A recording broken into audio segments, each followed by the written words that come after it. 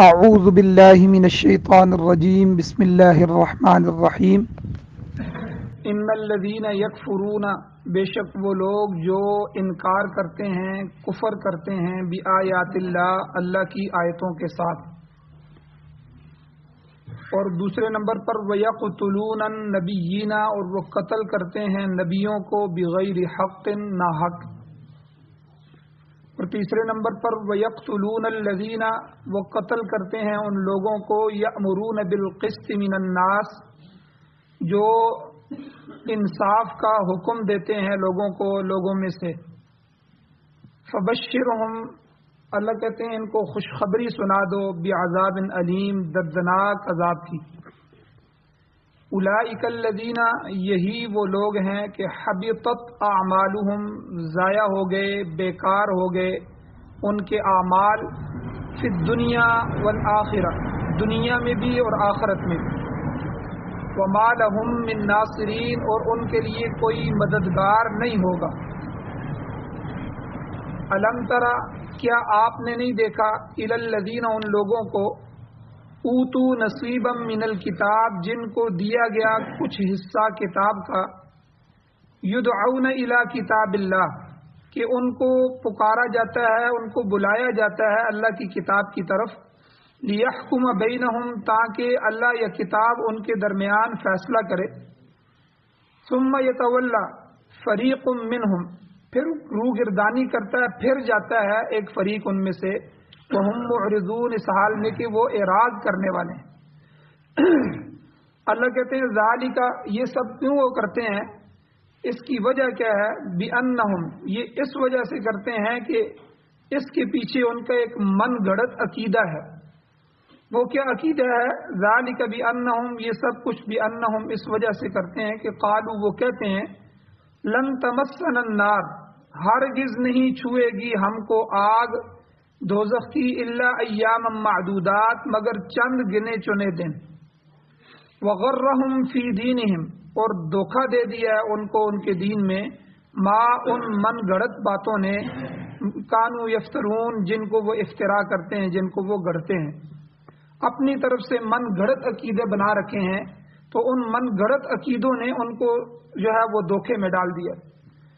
اللہ کہتے ہیں فکیفا، کیسی حالت ہوگی ان کی، اذا جمعناہم، اس دن کے جب ہم ان کو جمع کریں گے، لیومن، اس دن کی لا ریب فیہ، جس کے آنے میں کوئی شک نہیں ہے، قیامت کے دن ان کی کیا حالت ہوگی۔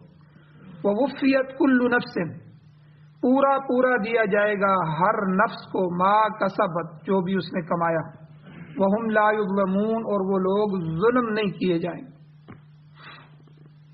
سورہ آل عمران کی 21، 22، 23، 24 اور 25، یہ 5 آیتیں آج کے درس میں تلاوت ہوئی ہیں۔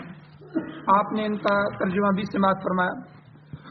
سب سے پہلے ربط آیات کیا ہے، ان آیتوں کا پچھلی گزری ہوئی آیتوں کے ساتھ ربط کیا ہے، تعلق کیا ہے۔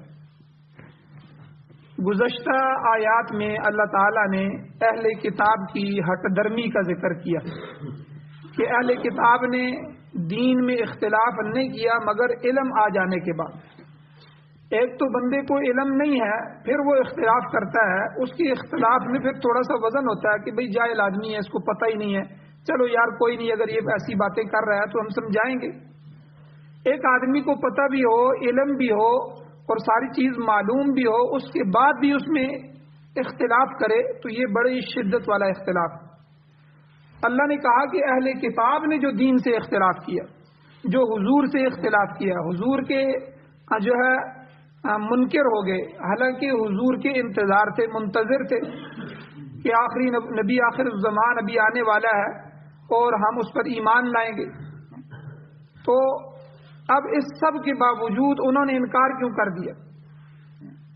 تو اللہ نے کہا کہ بغیم بینہم، یہ صرف اور صرف سرکشی، حسد، بغض، اناد کی وجہ سے کہ انہیں اسلام سے بغض تھا، حضور سے بغض تھا، اس بغض کی وجہ سے انہوں نے انکار کیا۔ انہوں نے دنیا کی جاہ اور مال اور ریاست اور اقتدار کی خاطر دین حق کو قبول نہیں کیا۔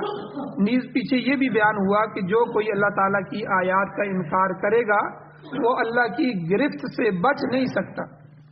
اس کے بچنے کی ایک ہی صورت ہے کہ وہ اللہ کے سچے دین کو مان لے، صحیح عقیدہ اختیار کر لے اور خدا تعالی کا مطیع اور فرما بردار بن جائے۔ وجہی للہ، ہم نے اپنے چہرے کو اللہ کے سپرد کر دیا۔ ومن اتبعن، پیچھے گزرا ہے، اور حضور نے فرمایا جو میرے اتباع کرنے والے ہیں انہوں نے بھی اپنے آپ کو اللہ کے حوالے کر دی، خدا کا مطیع، خدا کا فرما بردار بن جائے۔ ان آیات میں اہل کتاب کا ہی ذکر ہے۔ اللہ نے فرمایا اہل کتاب کے اندر طرح طرح کی بیماریاں تھیں، ان میں سے چند بیماریاں یہاں اللہ نے ان آیتوں میں ذکر فرمائی۔ یاد رکھیں، جس طرح بیماری جسم کو لگتی ہے، کھانسی ہو گئی، نزلہ ہو گیا، زکام ہو گیا، یا کینسر ہو گیا، یا دوسری بڑی چھوٹی بیماریاں، ان کو جسمانی بیماریاں کہتے ہیں۔ اسی طرح بیماریاں روح کی بیماری بھی ہوتی ہیں۔ جسم اور روح دو چیزیں مل کر انسان بنتا ہے، اگر روح جدا ہو جائے تو وہ میت بن جاتا ہے، مردہ ہو جاتا ہے، اس کی کوئی اہمیت نہیں رہتی۔ تو یہ جو انسان چل رہا ہے زندگی میں، سانس لے رہا ہے، عمل کر رہا ہے، تو یہ دو طرح کی بیماریاں کا اس کو خطرہ ہے۔ یا تو جسمانی بیماری لگے گی یا روحانی بیماری ہے۔ روحانی بیماری کیا ہے کہ اللہ کا دشمن بن گیا، اللہ کے قرآن کا دشمن بن گیا، اللہ کی آیتوں کا انکار کرنے والا بن گیا، یا اللہ کی آیتوں کو تو تسلیم کرتا ہے لیکن جھوٹ کی عادت ہے، چغلی کی عادت ہے۔ تو اسی طرح یہ جتنے بھی گناہ کبیرہ ہیں، جتنے گناہ ہیں، یہ سب کے سب روحانی بیماریاں ہیں۔ اب جسمانی بیماریوں کا علاج اور روحانی بیماریوں کا علاج کون کرے گا؟ جسمانی بیماریوں کا علاج جو ہے وہ ڈاکٹر کرے گا۔ ڈاکٹر کے پاس جائیں گے، وہ ٹیسٹ کرے گا، اس کے لیے دعائیں تجویز کرے گا اور دوسرے معاملات کرے گا، آپریشن کی ضرورت پڑی تو آپریشن کرے گا۔ یہ ساری چیزیں کر کے اور جو ہے وہ اس بیماری کو دفع کرنے کی کوشش کرے گا، دور کرنے کی کوشش کرے گا۔ اسی طرح جب روح کو بیماری لگتی ہے تو اللہ والوں کے ہاتھ پر بیعت کی جائے، کسی اللہ والے کو ڈھونڈا جائے جو پیر کامل ہو، یہ فراڈی نہ ہو، جو پیر کامل ہو، کامل پیر جو اللہ والے ہوں، ان کے ہاتھ پہ بیعت کیا جائے، ان کی مجالس کو اختیار کیا جائے، ان کے ساتھ بیٹھ کر اللہ کا ذکر کیا جائے اور ان کے دی ہوئی تجویز کی ہوئی جو اس کے علاج ہیں، اس بیماری کے، ان بیماریوں کے علاج کیے جائیں اور وہ وظائف پڑھے جائیں اور اللہ کے سامنے دعا استغفار کی جائے، تو یہ سب کچھ کرنے سے روحانی بیماریاں ختم ہو جاتی ہیں۔ اب جسم کی بیماری تو یہی ہے کہ جیسے دل جو ہے ہارٹ اٹیک ہو گیا، دل بیمار ہو گیا، لیکن روح کی بیماری حضور نے کیا فرمایا؟ جب بندہ ایک گناہ کرتا ہے تو وہ گناہ کا ایک نقطہ اس کے دل پہ لگ جاتا ہے، دل سیاہ ہونا شروع، ہمیں نہیں پتہ لگتا دل سیاہ ہو رہا ہے، لیکن وہ روحانی طور پر دل سیاہ ہو رہا ہے، اور پھر دوسرا گناہ، پھر تیسرا گناہ، کرتے کرتے وہ دل سیاہ ہو جاتا ہے۔ جب بندہ اللہ کا ذکر کرتا ہے تو ذکر سے دل دھلنا شروع ہو جاتا ہے، اس کے وہ گناہ، وہ سیاہیاں مٹنی شروع ہو جاتی ہیں۔ یہ سب کچھ روحانی طور پہ ہو رہا ہے۔ اور اسی طرح حضور نے کیا فرمایا کہ دل جو ہے یہ جسم میں ایک ایسا لوتڑا ہے کہ اگر وہ درست ہے تو سارا جسم درست ہے، پورا نظام دل پہ چل رہا ہے۔ تو اس لیے اہل کتاب کی بھی طرح طرح کی بیماریاں تھیں جو ان آیات میں اللہ تعالیٰ نے ذکر فرمائی۔ سب سے پہلے اللہ نے فرمایا ان الذین یکفرون بآیات اللہ، کہ جو لوگ اللہ کی آیتوں کا انکار کرتے ہیں، ان کو تسلیم نہیں کرتے، ان آیات کے ساتھ کفر کرتے ہیں۔ اب یاد رکھیں کفر کئی قسموں کا ہے، کفر کی کئی قسمیں ہیں۔ کفر انکار سے بھی ہوتا ہے، کوئی بندہ کسی چیز کا انکار کر دے، کسی عقیدے کا انکار کر دے، مثلا یہی کہ حضور کو میں آخری نبی نہیں مانتا، حضور کو آخری نبی نہیں مانتا، باقی میں نمازیں بھی پڑھتا ہوں، اذانیں بھی دوں گا، قرآن بھی پڑھوں گا، سارے عمل کروں گا، حضور کو آخری نبی نہیں مانتا، تو یہ کافر ہو گیا، دائرہ اسلام سے نکل گیا، یہ کفر انکاری ہے، اس نے انکار کر دیا۔ اور اسی طرح شک اور تردد، اس سے بھی کفر لازم آتا ہے۔ اللہ نے جو قرآن، جو عقائد، جو چیزیں ہمیں دی ہیں قرآن و سنت میں، ان میں شک کی گنجائش نہیں ہے۔ اللہ کی ذات میں شک ہو گیا، پتہ نہیں اللہ ہے کہ نہیں ہے، جنت بنائی ہے، پتہ نہیں، یہ تذکرے جو ہم سنتے رہتے ہیں، شک نہیں ہونے دینا ان عقائد میں۔ ایمان آمنت باللہ و ملائکتہ و کتبہ، اسی طرح آمنت باللہ کما ہوا باسماء، ایمان مجمل، ایمان مفصل آپ پڑھتے ہیں تو یہ جو ایمان ہے یہ دل کی یقینی کیفیت کا نام، کہ ان سب عقائد پر یقین لائے کہ اللہ موجود ہے، اللہ نے پیغمبر اور رسول بھیجے ہیں، اللہ نے فرشتے ملائک پیدا کیے ہیں، اور اللہ نے کتابیں بھیجی ہیں، اور آخرت کا ایک دن آنے والا ہے۔ اسی طرح جتنے بھی قرآن و سنت میں عقائد ضروریہ ہیں تو ان سب عقائد پر ایمان لانا، ان پر یقین کرنا ضروری ہے۔ اگر تھوڑا سا شک اور تردد پیدا ہو گیا تو یہ شک اور تردد بھی جو انسان کو کفر میں داخل کر دے۔ اسی لیے ہمارے حضرات علماء فرماتے ہیں کہ اگر کسی مرزئی سے مناظرہ ہو جائے، کسی قادیانی سے مناظرہ ہو جائے تو اس کے دلائل نہیں سننے کہ حضور کے بعد بھی بھائی آپ بات تو سن لو نا ہماری، ہم دلائل دیتے ہیں کہ حضور کے بعد نبی آ سکتا ہے اور مرزا قادیانی نبی آیا ہے، بھائی ہم نے دلیل ہی نہیں سننی، ہمیں شک ہی نہیں ہے، ہمیں تو یقین ہے کہ حضور آخری نبی ہیں، حضور کے بعد کوئی نبی آ ہی نہیں سکتا، نہ کوئی نئی شریعت آ سکتی۔ تو کیونکہ دلائل سننا شروع ہو گئے تو سمجھ لیں دلائل اسی وقت ہوتے ہیں جب شک ہے، اچھا بھائی سن لیتے ہیں، ہو سکتا ہے یہ کوئی ایسی دلیل دے دیں کہ ہمیں سمجھ آ جائے، اس کا مطلب ہے آپ کو شک ہے۔ تو اس لیے ان عقائد میں شک کی گنجائش نہیں ہے، تو شک اور تردد سے بھی کفر لازم آتا ہے۔ اور ایک کفر کی قسم ہے عملی کفر، جیسے نماز نہیں پڑھتا، نماز نہیں پڑھتا تو جو حضور نے احادیث میں بتایا ہے کہ جو جان بوجھ کر من ترک الصلاۃ متعمدا فقد کفر، جس نے جان بوجھ کر نماز کو چھوڑ دیا اس نے کفر کیا۔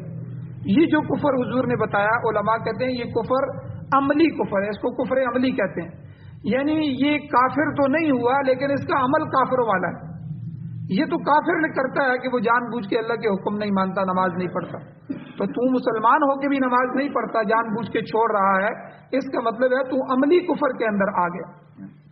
اور اسی طرح ایک کفر نفاق کا ہے، منافق کا بھی کفر ہے، منافق بغیر کلمہ بھی پڑھے گا، ٹھیک ہے، حضور کے ساتھ جہاد بھی کر رہا ہے، جہاں ڈنڈی مار سکتا ہے وہاں ڈنڈی بھی مار رہا ہے، یا تذرون الیکم اذا رجعتم الیہم، جب آپ لوٹ کے ان کے پاس واپس آتے ہیں تو جمع ہو جاتے ہیں، حضور میرا یہ عذر تھا، میں تو اس وجہ سے نہیں جا سکا، آپ نے بے شک حکم دیا تھا، میں تو بچہ فلاں یہ تھا فلاں یہ تھا، اس وجہ سے ہم رہ گئے تھے، ہمارا عذر قبول فرمائیے۔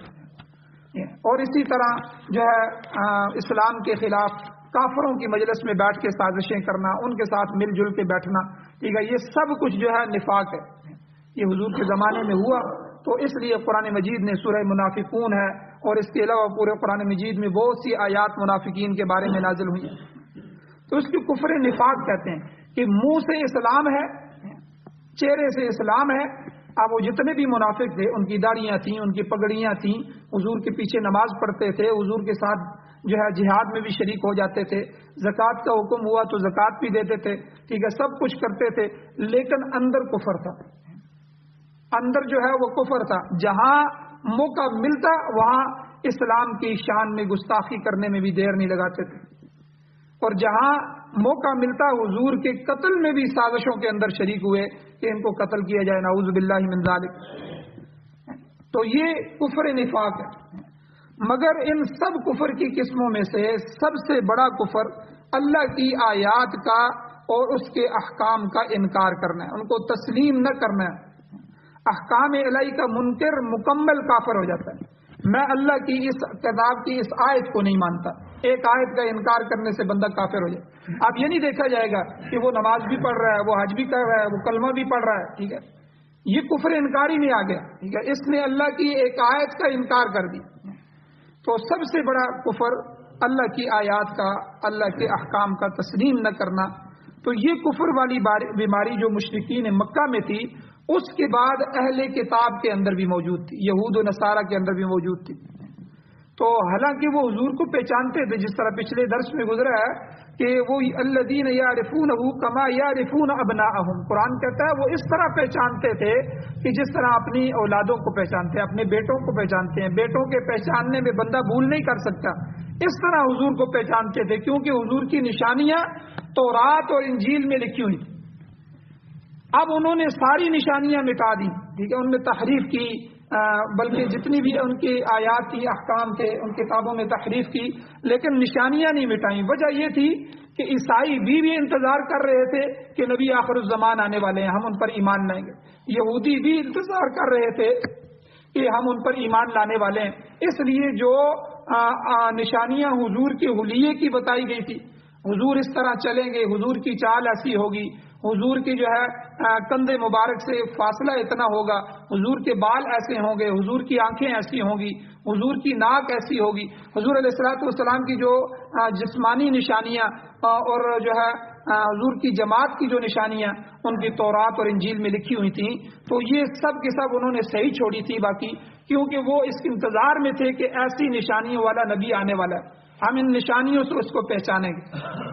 اور جب حضور مدینہ میں آئے، اب یہودیوں کا کام بنتا تھا کہ وہ مدینہ میں، حالانکہ مدینہ یہودیوں کا وطن نہیں تھا، جو یہودی وہ رہتے ہی فلسطین کے اندر تھے، شام کے اندر، وہاں سے وہ مدینہ کھجوروں والی سرزمین میں آئے اس لیے تھے کہ ان کی کتابوں میں یہ لکھا ہوا تھا کہ کھجوروں والی سرزمین میں یہ نبی آخر الزمان آئے گا۔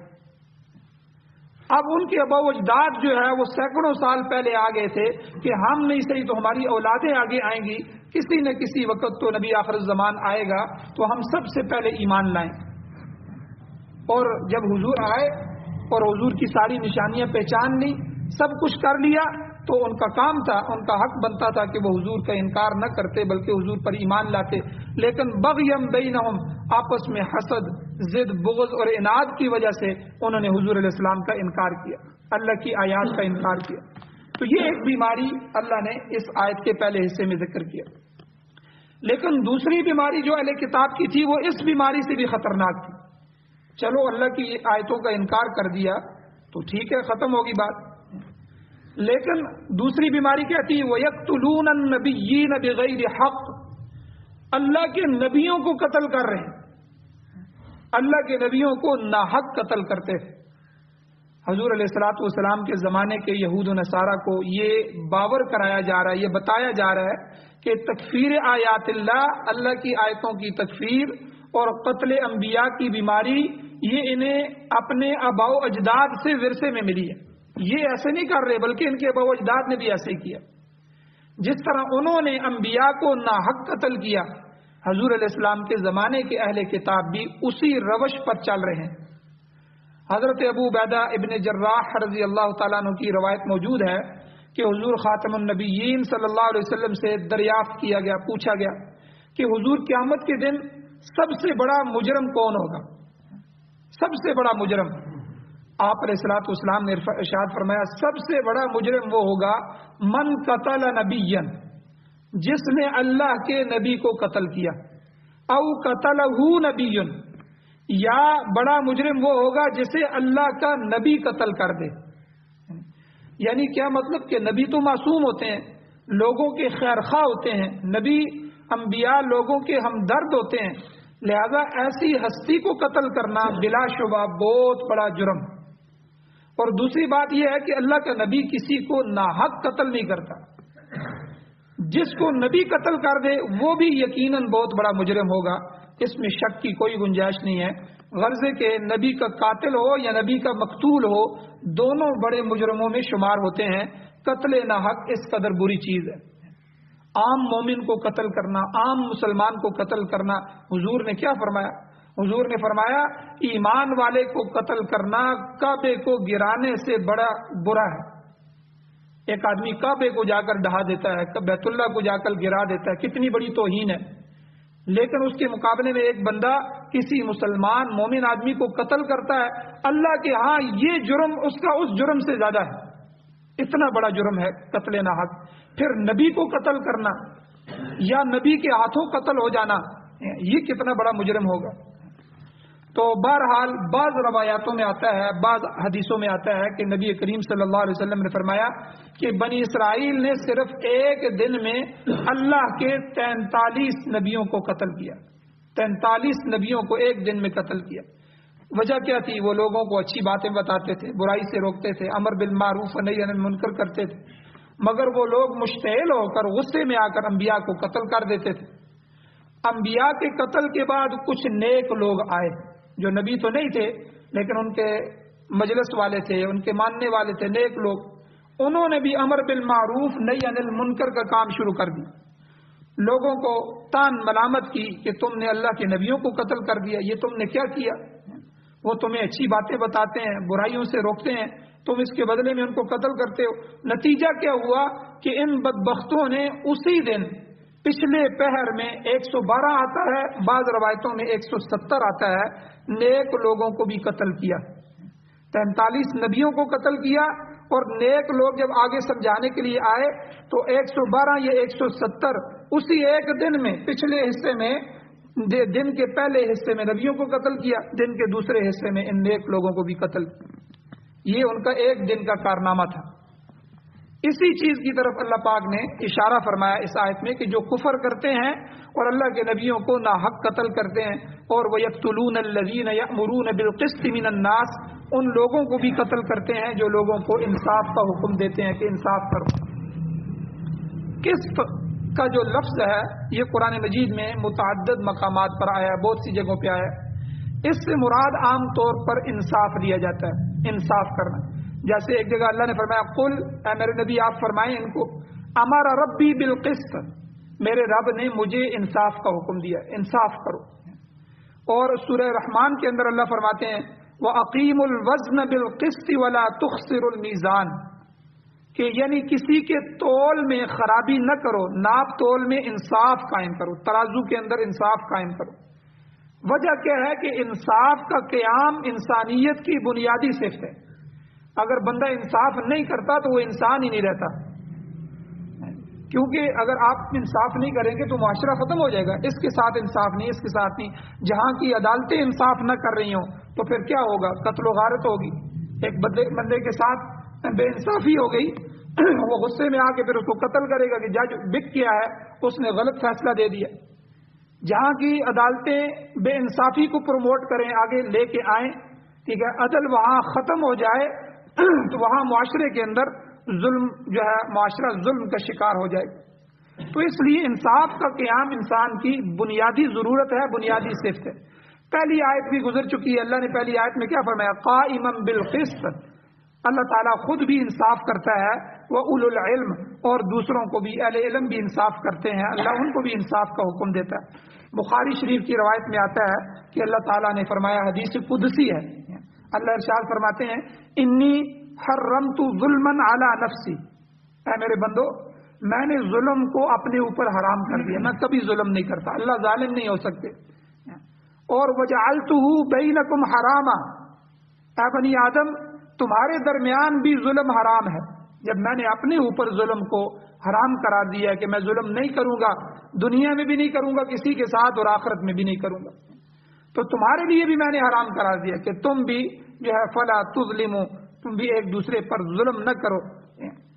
اور اسی طرح اللہ تعالیٰ کے اس واضح حکم کے باوجود اہل کتاب کا شیوا طریقہ یہ تھا کہ وہ اللہ کے نبیوں کو بھی قتل کرتے تھے اور ان لوگوں کو بھی قتل کرتے تھے جو انصاف کا حکم دیتے اور برائی سے روکتے۔ اب دیکھیں ہمارے زمانے میں بھی ان ظالم حکومتوں نے بہت سے علماء کو قتل کروایا۔ پولیس مقابلوں میں ہمارے ایسے ایسے علماء شہید کیے گئے، یہ بعد میں کہا گیا جی یہ بھاگ رہے تھے، پولیس مقابلہ ہوا پھر یہ مارے گئے۔ ایسے ایسے قیمتی علماء کو جو ہے جیلوں میں ڈالا گیا، پھر پولیس مقابلوں میں ان کو شہید کیا گیا۔ ٹارگٹ کلنگ کی گئی، مفتی نظام الدین شامزئی شہید رحمۃ اللہ علیہ، مولانا یوسف لدھیانوی شہید رحمۃ اللہ علیہ، کراچی کے بڑے بڑے علماء، ہمارے استاد مفتی عبد المجید صاحب بنوری ٹاؤن کے جو بڑے تھے تو صدر مفتی تھے، ان کو جو ہے گلی میں آتے ہوئے ظالموں نے شہید کر دیا۔ بے شمار علماء کو ٹارگٹ کلنگ کے ساتھ انہوں نے شہید کیا۔ اور انگریز جب آیا تھا ہندوستان میں، اس نے تو جو ہندوستان کے بڑے بڑے علماء تھے ان کو جو ہے سور کی کھالوں میں بند کر کے ان کو جو ہے درختوں کی شاخوں کے ساتھ لٹکا دیا۔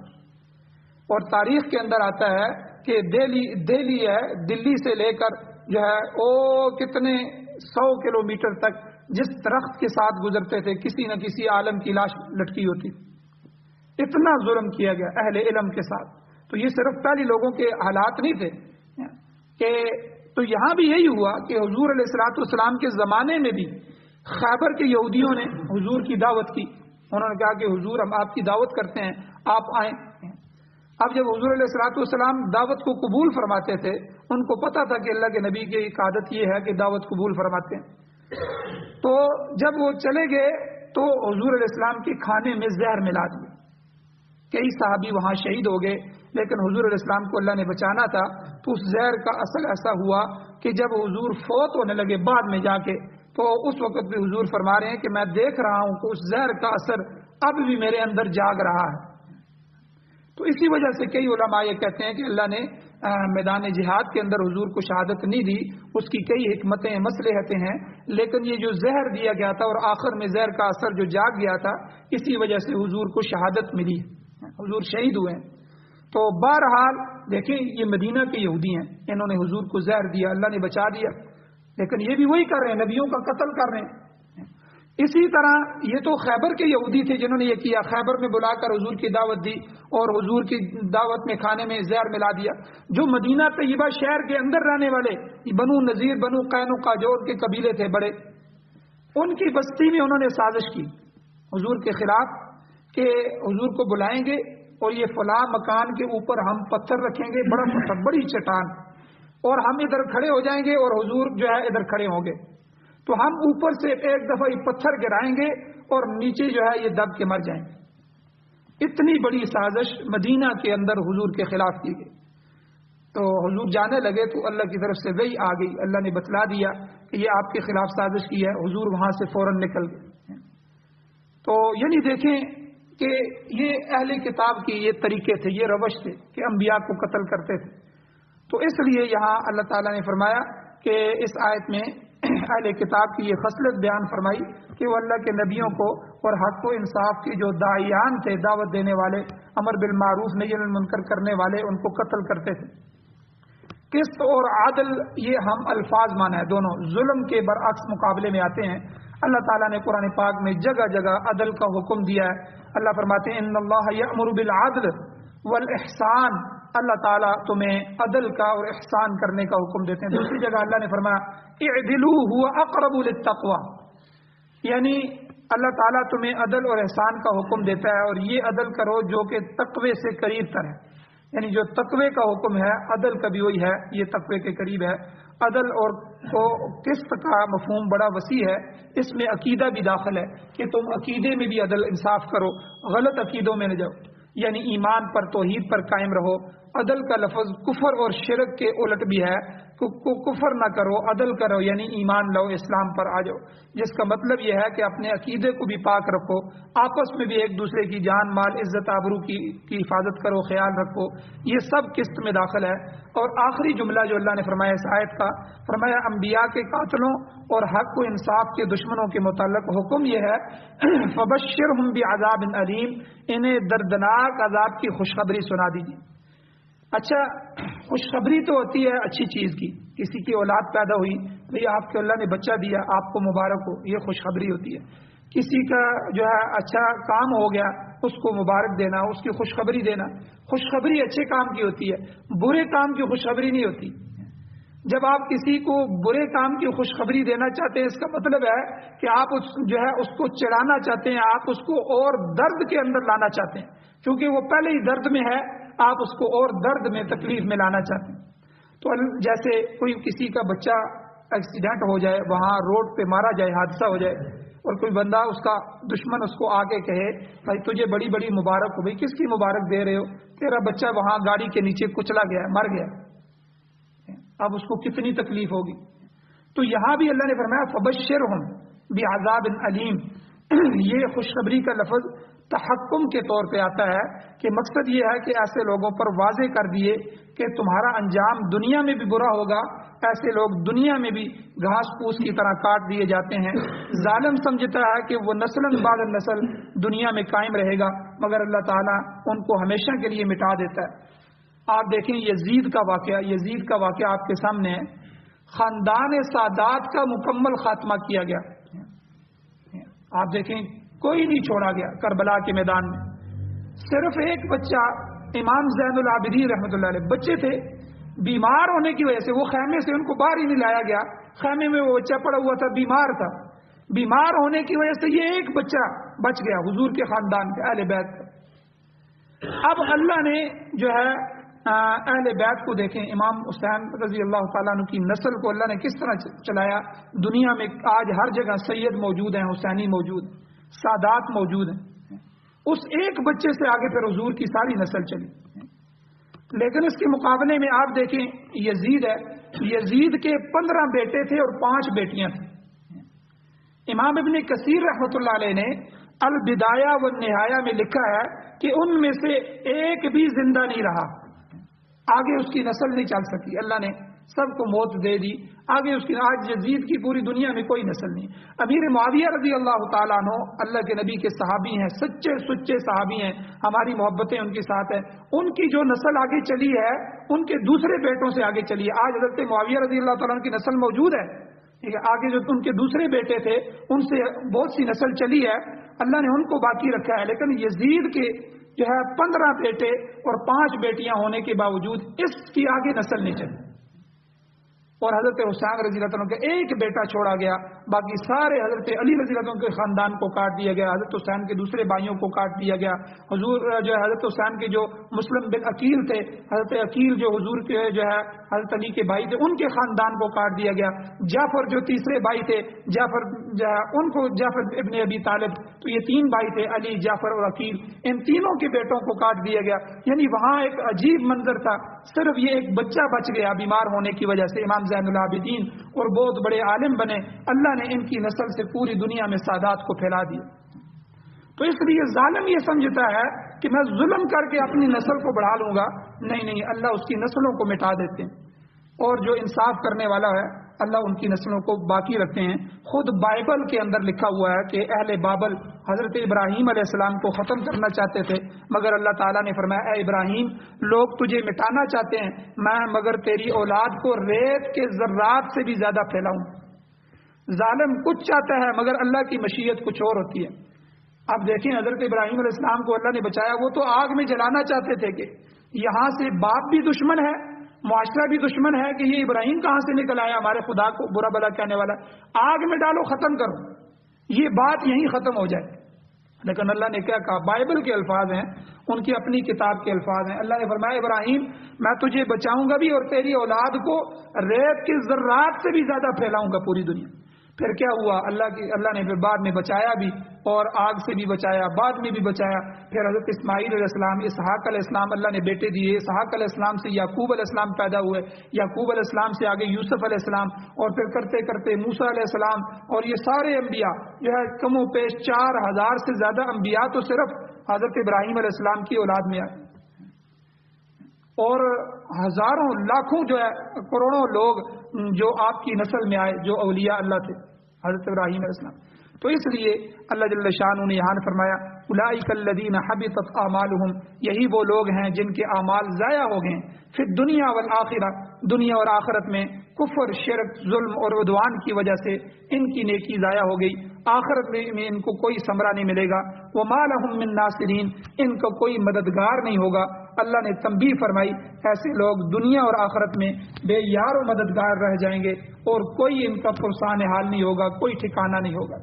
آج آپ دیکھیں جو ہمارے ظالم حکمران گزرے ہیں، ان کی قبروں کو جا کے دیکھیں، کوئی فاتحہ پڑھنے والا بھی نہیں ہے، کوئی ان کو قبر کو ٹھیک کرنے والا بھی نہیں ہے، حالانکہ دنیا میں ان کا حکم چلتا تھا۔ لیکن آپ ہمارے بڑے علماء کی قبروں کو جا کر دیکھیں، روزانہ کتنے لوگ جاتے ہیں ان کی زیارت کرنے کے لیے۔ حاجی عبدالوہاب صاحب رحمہ اللہ کی قبر کو دیکھیں، ٹھیک ہے، وہاں جا کر فاتحہ پڑھتے ہیں، ان کے لیے دنیا بھر میں جہاں جہاں لوگ ہوتے ہیں جو ہے ان کے لیے دعائیں کرتے ہیں۔ تو یعنی اللہ کے ہاں انصاف والا اللہ اس کو باقی رکھتے ہیں، اور ایمان والے کو اللہ باقی رکھتے ہیں، ظالم کی اللہ نسل بھی مٹا دیتے ہیں، اس کی حیثیت بھی اللہ ختم کر دیتے ہیں۔ اللہ جل شانہ سے دعا ہے اللہ ہمیں عمل کی توفیق عطا فرمائے، آمین۔ الحمدللہ رب العالمین والعاقبۃ للمتقین والصلاۃ والسلام علی رسولہ النبی الامی الکریم۔ یا اللہ ہماری کمیوں کوتاہیوں کو معاف فرمائیے، درگزر فرمائیے، صغیرہ کبیرہ گناہوں کو معاف فرمائیے۔ یا اللہ قرآن و سنت کو سننے، سمجھنے، عمل کرنے، اس کی اشاعت کرنے، یا اللہ اس کو پوری دنیا میں نافذ کرنے کی توفیق نصیب فرمائیے۔ یا اللہ اسلام کے غلبے کے لیے ہماری عزت، آبرو، جان، مال، اولاد، یا اللہ ہر ایک کو قبول فرمائیے، ان سعادتوں سے ہمیں محروم نہ فرمائیے۔ یا اللہ آخری وقت میں شہادت والی موت نصیب فرمائیے۔